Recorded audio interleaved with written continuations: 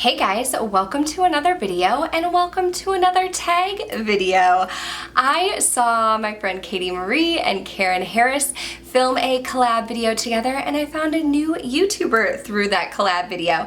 It was a video that they titled like the Influence of Influencers tag, and it was created by Leora Halil Goldberg. She collaborated with Karen Harris and Katie Marie. I will have all of their videos down below to basically talk about how you are influenced by influencers. I also saw Angie film this video, so I will link her down below. And I love a good tag, and I love talking about makeup. So I thought this would be the perfect video for me to film. So why don't we go ahead and get started? If you are a YouTube content creator, feel free to film this video. I'm gonna list all of the tag questions down below. But question number one is, are you easily influenced by others or do you follow your own path? 100%. I am easily influenced by others. So this is what typically happens. Something catches my eye. For example, the Natasha Denona Glam Palette. I just filmed a first impression video on that. When something catches my eye, I then go down the rabbit hole of YouTube and Instagram and seeing all of the reviews and all of the things that people are saying about it, and I can totally be swayed to purchase a product, especially if it already caught my eye. Another way that I can be influenced is if it is an influencer collab. So for example, the Tiny Marvels palette by Mel Thompson in collaboration with Sydney Grace.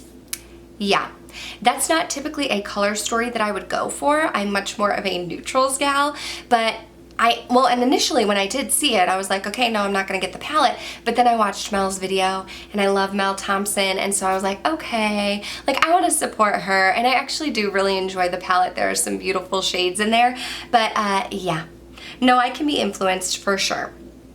Number two, who inspired you so much that you wanted to start your own channel? I have been watching YouTube for years and years and years. I've actually been on YouTube for 5 years. I did take a little bit of time off, a little over a year when I had my daughter, but I don't think that there was necessarily like one person who influenced me to start my channel. The reason why I started my channel is because one of the things that I love about makeup is how personal it is and how different everything looks on each person. Depending on your skin tone, depending on your hair color, like all of those things can have an impact on how your makeup looks. And that's part of why I love YouTube so much, is finding different YouTubers and seeing what the same type of makeup looks like on each person. But that's why I created a channel. I am a redhead. I have like deep auburn red hair, and I have pretty fair skin, but I can tan. I do burn, but I have the ability to tan, and I just feel like every time I would find a makeup product that I love, I would see it on another person. I would see it on my friend Smags, who has fair skin but very dark hair. I would see a product on them and I would say, oh my gosh, I love that. I love that lipstick. It looks beautiful. I love that highlight on you. I would go out and purchase it and it would look totally different on me. Totally different. One example that I can think of is a MAC lipstick in the shade Modesty. I love it, hands down. It's one of my favorite lipsticks, but when my friend Smags wears it and when I wear it, it looks completely different on us. So that is really why I created my channel. I thought, you know, at the time, 5 years ago, I didn't really follow any redheads on YouTube. I didn't know where to find them. I couldn't find any redheads to follow. I since have found some. I love to follow my fellow redheaded beauties, but that's the real reason why I created a channel, is I was already watching YouTube. I already had an Instagram page, and I just felt like I wanted to show what makeup would look like on a redhead with fair skin. So, number three, name some amazing products that you bought because other influencers recommended them to you. Okay, I just filmed a YouTube made me add it to my wish list video. And I filmed that video because, you know, the video YouTube made me buy it, that video idea that's floating around YouTube, I always forget like who the initial person who influenced me to get it was. Because again, I go down that rabbit hole. So I find something I want to get and I just start to watch every video on it. So just thinking off the top of my head, 2 Natasha Denona palettes. I purchased the bronze palette because I saw people talking about it and raving about it, and I thought I like bronze tones, so I got that.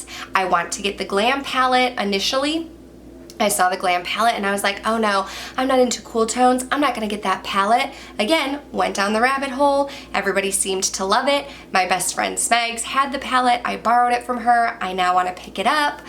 Oh gosh, all kinds of stuff. Charlotte Tilbury, I was totally inspired to pick stuff up because people were raving about it. Nicole Guerrero was talking about one of her blushes. I went out and picked that up. The Film Star Bronze and Glow people would talk about by Charlotte, picked that up. They're just all kinds, like Tiny Marvels, any collab, Tiny Marvels palette, the Morphe Jaclyn Hill palette, just like the majority of my makeup, I feel like you could say, is influenced by other people. Oh, even the lip gloss I'm wearing right now.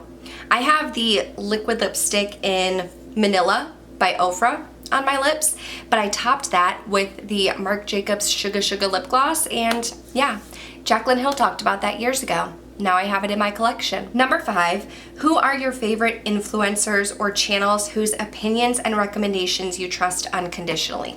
So Kara C came up with the beauty community tag, and I filmed that. I'll link it right here, but I was thinking about filming it over again because I mentioned before, if you're new to my channel, I've been on YouTube for 5 years, but I had my daughter in April of 2019 and unexpectedly took a break. Motherhood hit me full force. I'm a teacher, I was working, and YouTube fell by the wayside, and so I took 14 months off and I came back, and when I came back I found the beauty community tag and I filmed it. But since coming back, I feel like I have found more influencers who I've grown to love and newer channels to me. There are people who I followed before I took my hiatus, but then there are also new people that I've started following when I came back to the YouTube game in June, and I didn't really mention them in my beauty community tag because I was trying to think of people that I had followed for a while. So check that video out if you want to hear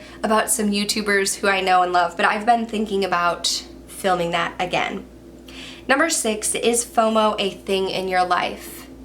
If you ask anybody who knows me in real life outside of the beauty community, FOMO is me. I am FOMO.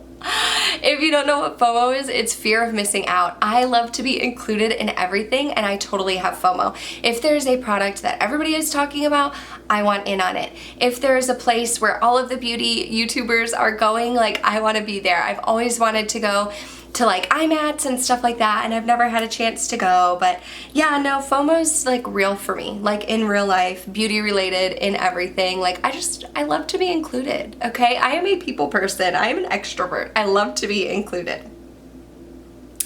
Number 7, how much money have you spent in the last 3 months on products you discovered through other influencers? I honestly don't know, because I feel like, I definitely will see something that I like and purchase it, or if I see something that I don't like but other YouTubers rave about it, there will be times where I'll be like, oh, well, that's not for me, so like I don't purchase it. But I just feel like I watch so much makeup and follow so many people on Instagram that it's kind of hard to know how much makeup I purchase like because other influencers inspired me to get it, rather than just like I wanted it. But to put something in perspective for you, I can't really give you a number. I would have to sit and like really think about it. But after my daughter was born, I lost my Sephora Rouge status. I was no longer Rouge. And I had been Rouge for years and years and years. And over the time she was born until I started filming again. So she was born April 2019. I made a makeup purchase in September of 2019 because we were going to a wedding and all of my makeup had like kind of gone bad and I needed some new stuff. So I made one purchase in September, and then I made another purchase I think in February of 2020.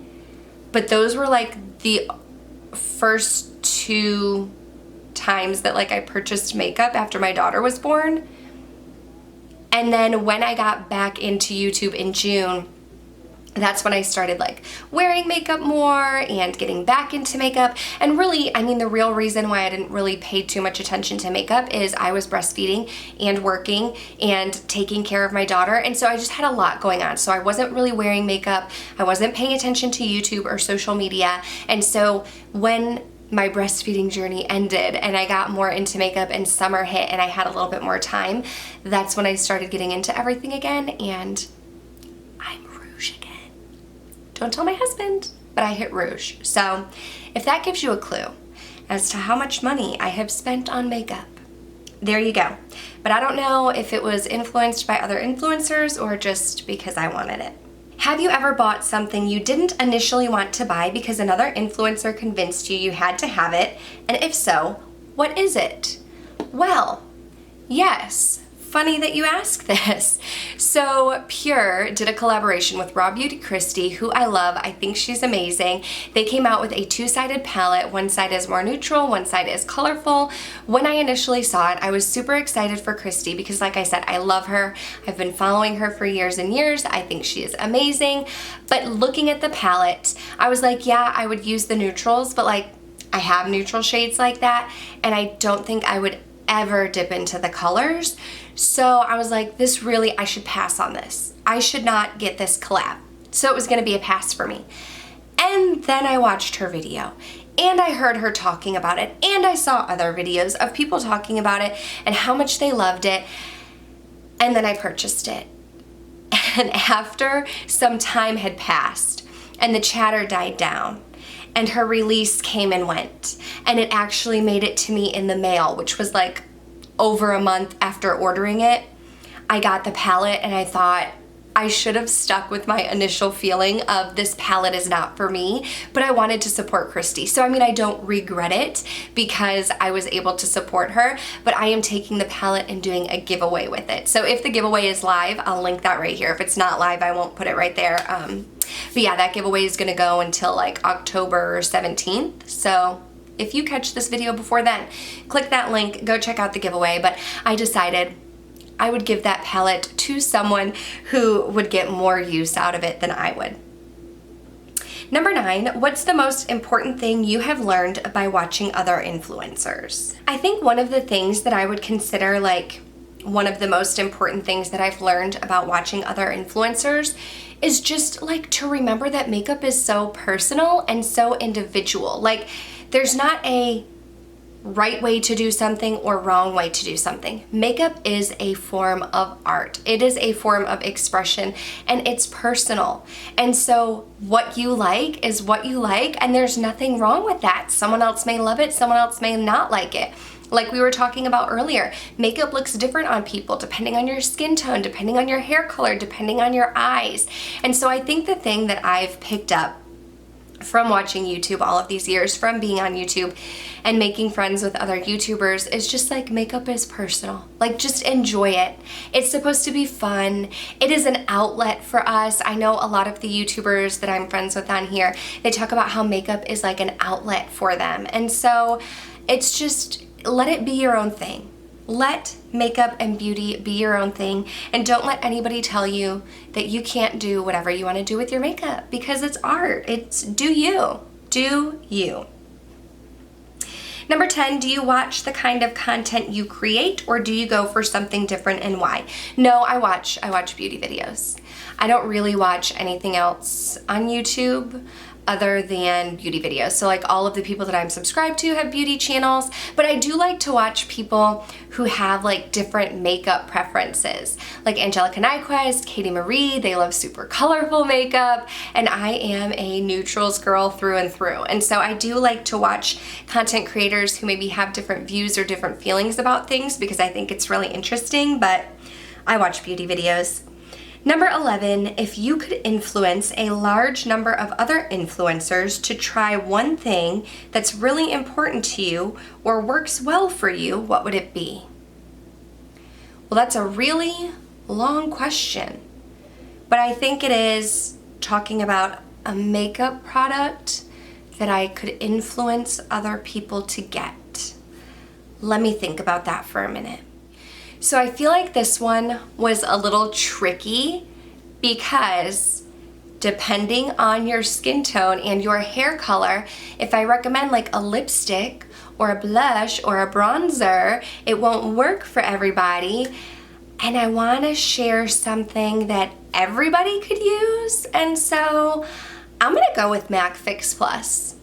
I feel like that's not something that I talk about on my channel often, but I use MAC Fix Plus all the time, especially if you have dry skin. You can spray your face with MAC Fix Plus before applying your makeup, but I use it typically after I apply my makeup. I use it to set my makeup, but also to hydrate the skin and to make everything like soak in and look nice and put together. And I also use it like for eyeshadows. If I have a foiled eyeshadow that I want to really make sure that it like pops and blings out there. So I mean, like if you have oily skin and you're not trying to hydrate your face, like you could use Fix Plus to either spray like where your highlight is if you want it to look more dewy, or to use eyeshadows to make the foils pop. I mean, you could use MAC Fix Plus for a variety of things. You could also use it as part of your skincare routine. Like after you put on your moisturizer, wash your face, moisturize, all that stuff, spray a little MAC Fix Plus and you're good to go. So that is what I would recommend for everybody. And that is going to do it for this video. My battery's blinking at me, and my baby's probably gonna wake up soon, so I'm gonna go hang out with her. If you did enjoy this video, please go ahead and give it a thumbs up. If you are a content creator and you filmed this, let us know down below. Comment down below so we can go check you out. I love tag videos. I hope you do too. And I hope that you will hit that subscribe button before you go and stick around so that I can see you in my next one. Bye.